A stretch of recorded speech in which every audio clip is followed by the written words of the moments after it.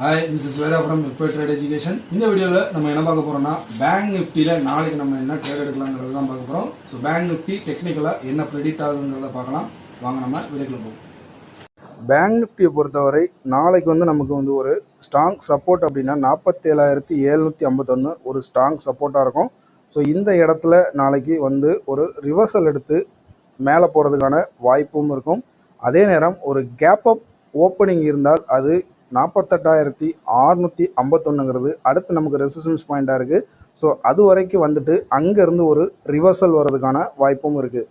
So option buyers 47,700 காலையும் 48,500 புட்டையும் நம்ம watch லிஸ்ட்டில் வச்சுக்குவோம். ஸோ நமக்கு எந்த பக்கம் பிரேக் அவுட் நடக்குதோ அந்த பக்கம் ஒரு ட்ரேட் எடுக்க நம்ம ட்ரை பண்ணலாம். இந்த வீடியோ உங்களுக்கு பிடிச்சிருந்துச்சுன்னா லைக் பண்ணுங்கள், நம்ம சேனலை சப்ஸ்கிரைப் பண்ணுங்கள். தேங்க்ஸ் ஃபார் த வாட்சிங்.